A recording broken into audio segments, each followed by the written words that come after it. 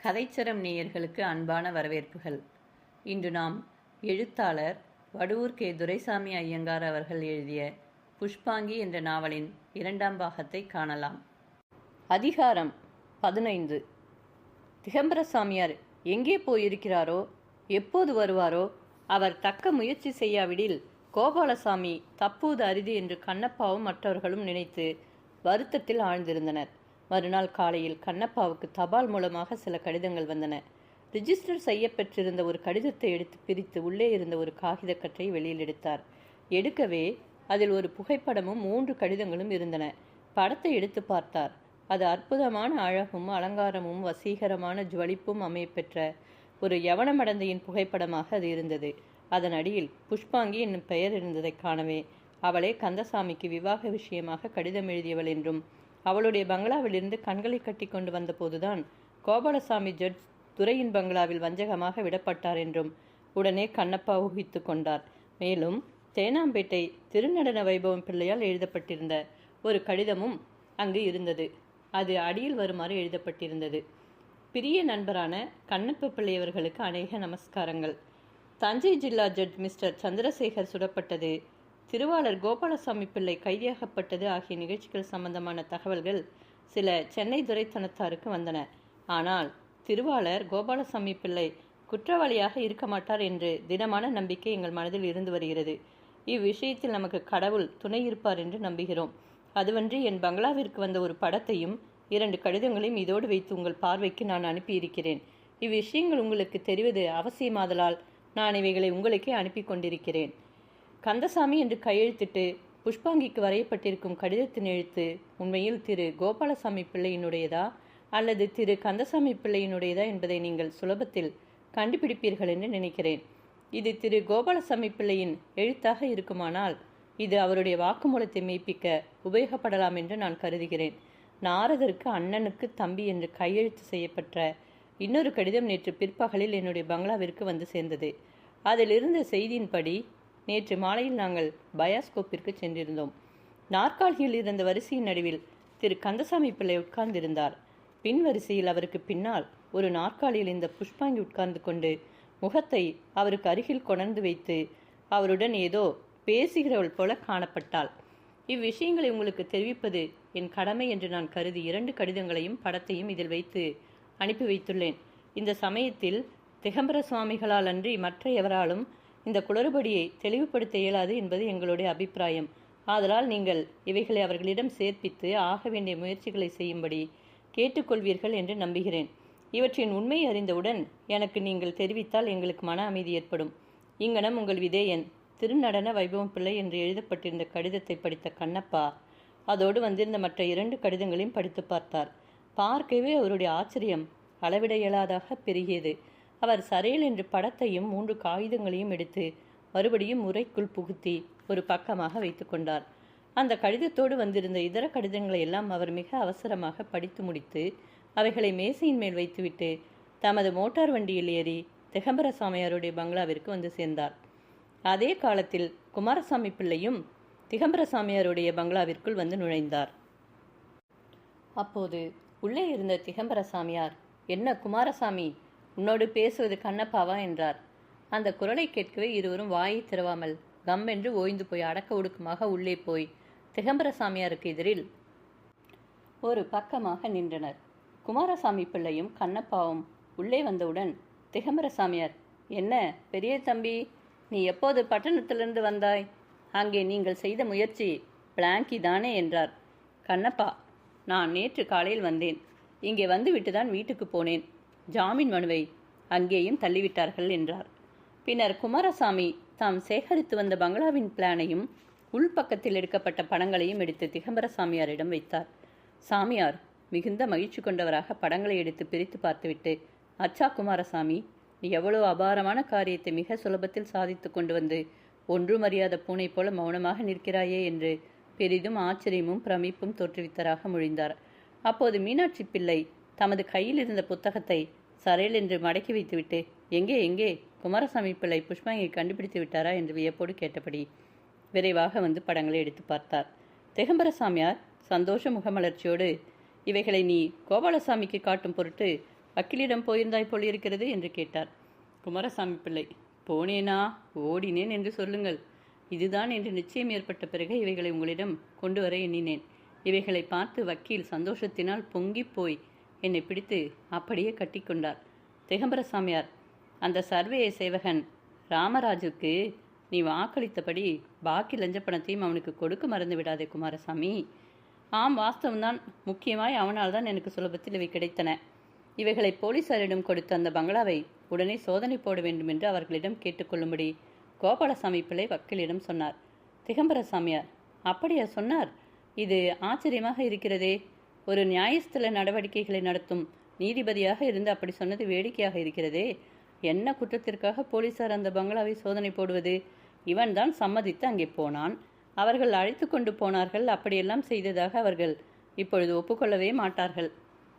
போலீசார் அந்த பங்களாவை சோதனை போட அவசியமாக மறுப்பார்கள் என்றே நான் நினைக்கிறேன். இந்த விஷயத்தை நாம் இப்போது போலீசாரிடம் சொல்வதே கூடாது. புஷ்பாங்கின் கோஷ்டியாருக்கு அதை எட்டினாலும் எட்டலாம். உடனே அவர்கள் எச்சரிப்பு அடைந்து விடுவார்கள். உண்மையான குற்றவாளியை நாம் கண்டுபிடிப்பதற்கு அது இடையூறாக முடிந்தாலும் முடியலாம்.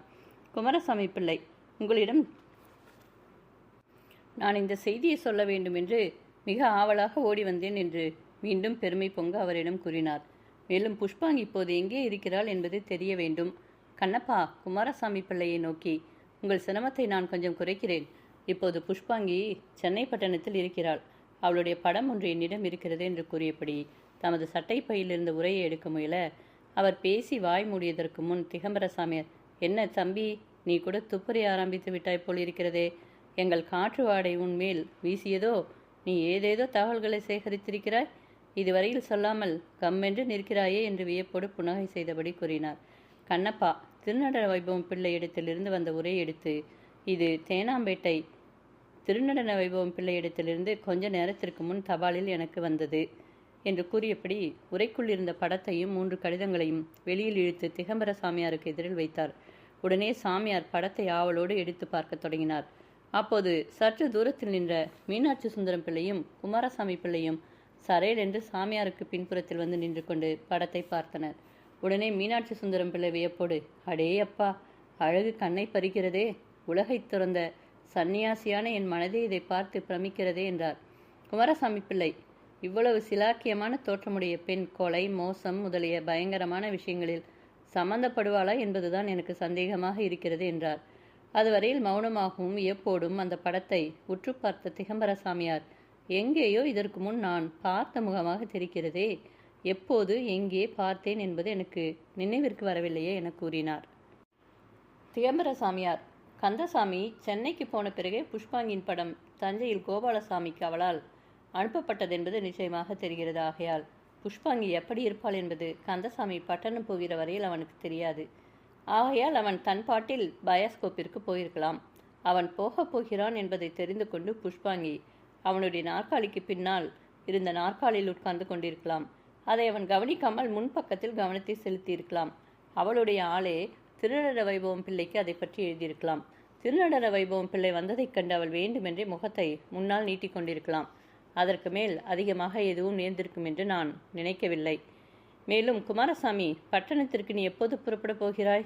இன்றைய மெயிலில்தானே? உனக்கு துணைக்கு வேண்டுமானால் மீனாட்சி சுந்தரத்தையும் கூட அழைத்து கொண்டு போ என்றார். அவ்வாறு அவர்கள் பேசிக்கொண்டிருந்த சமயத்தில் சமையலறையில் வேலை செய்யும் பையன் திகம்பர சாமியாருக்கு அருகில் வந்து அன்றைய காலை தபாலில் வந்த தினசரி புலுகன் என்னும் பத்திரிகையில் ஒரு பக்கத்தை காட்டி நீல பென்சிலால் அடையாளம் செய்திருக்கும் பாகத்தை எஜமானியம்மாள் பார்க்க சொன்னார்கள் என்று சொல்லிக் கொடுத்துவிட்டு வெளியில் போய்விட்டான். சாமியார் அதை வாங்கி உரத்த குரலில் படிக்க மற்றவர்கள் வியப்போடு அதை கவனிக்கலாயினர். பட்டப்பகலில் பங்களாவில் திருட்டு. கைதி தம் பெயரை சொல்ல மறுத்துவிட்டார். கைதி வைஷ்ணவ பிராமணர் என்று எல்லோரும் அபிப்பிராயப்படுகின்றனர். ராயப்பேட்டை போலீசார் இன்று பகலில் ஒரு கைதியை போலீஸ் கோர்ட்டில் ஆஜர்படுத்தினார்கள்.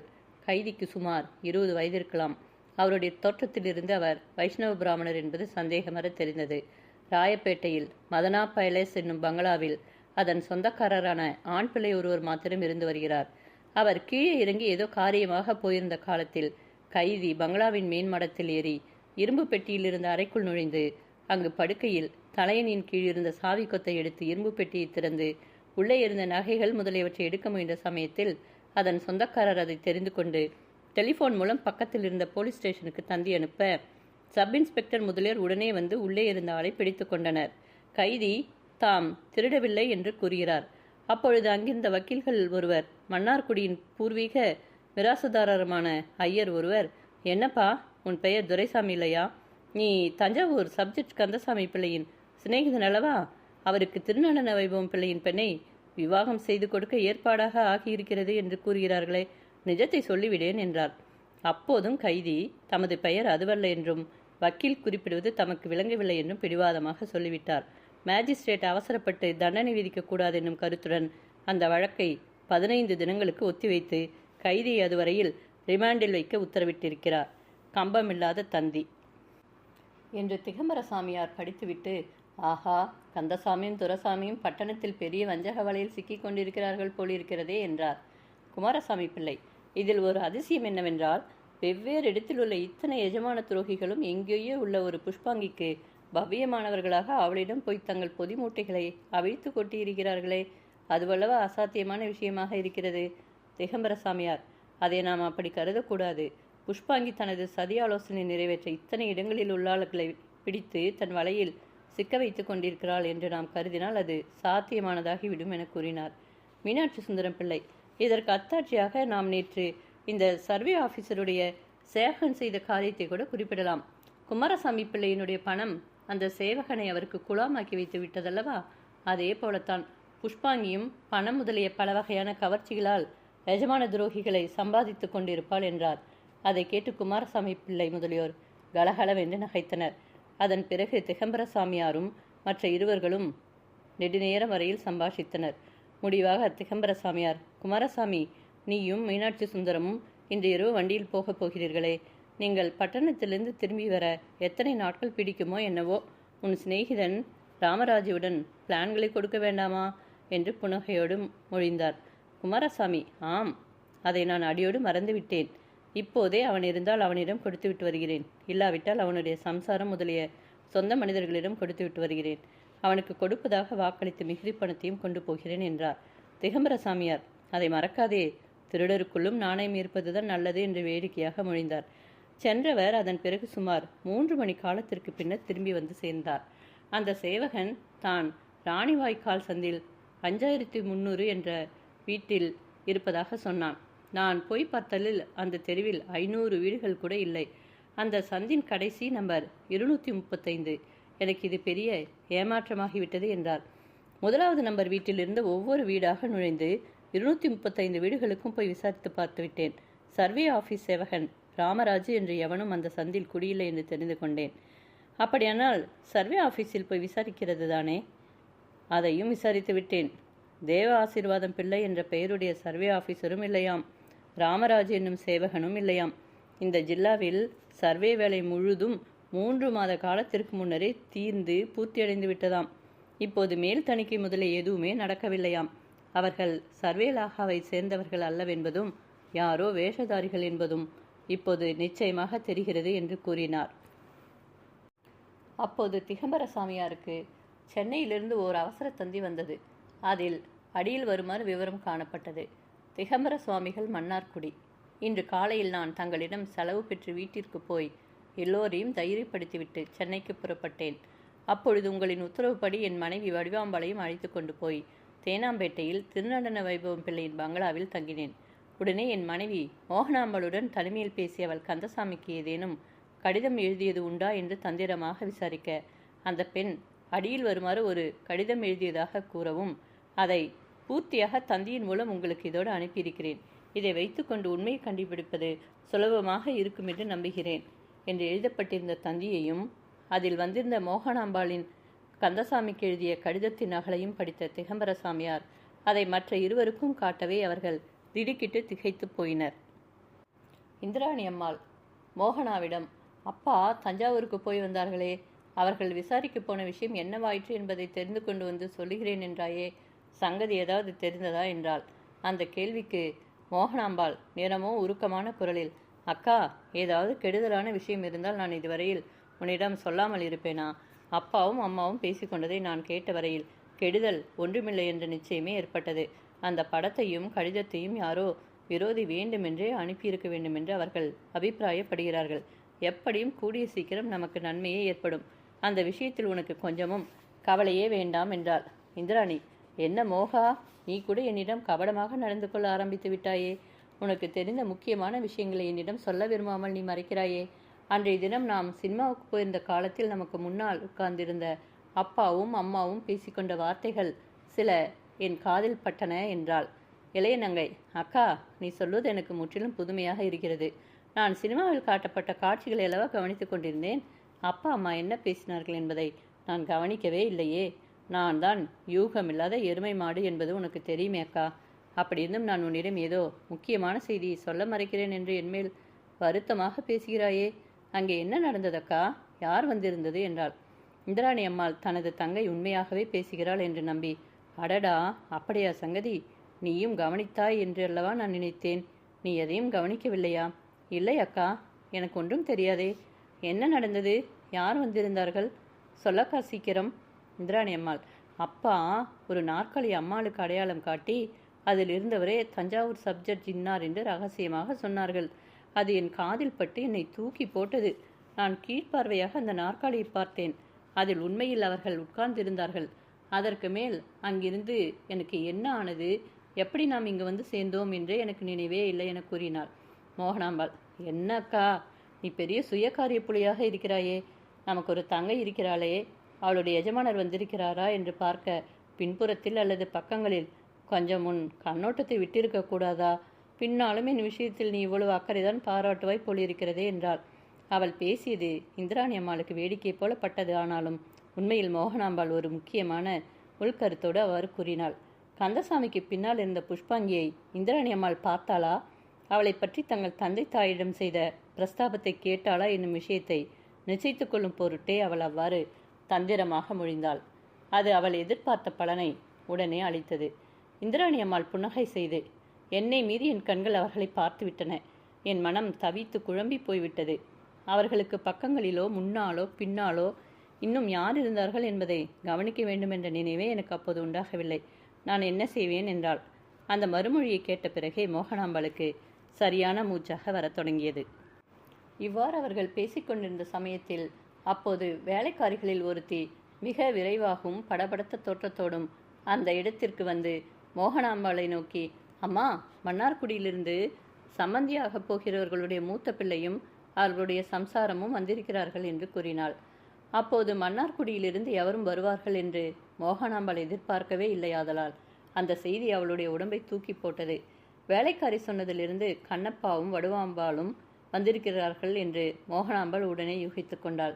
அதுவரையில் தனது அக்கால் அருகில் சயனத்தில் உட்கார்ந்தவளை அணைத்து கொண்டிருந்தவள் சரேல் என்று எழுந்து வேலைக்காரியை நோக்கி தனிவான குரலில், அவர்கள் இப்போது எங்கே இருக்கிறார்கள்? அம்மாள் எங்களிடம் இன்னும் ஏதாவது சொல்ல சொன்னார்களா என்று ஆவலோடு வினவினாள். வேலைக்காரி, அந்த அம்மாள் இன்னும் கொஞ்ச நேரத்தில் உங்களை பார்க்க வருவார்கள் போலிருக்கிறது.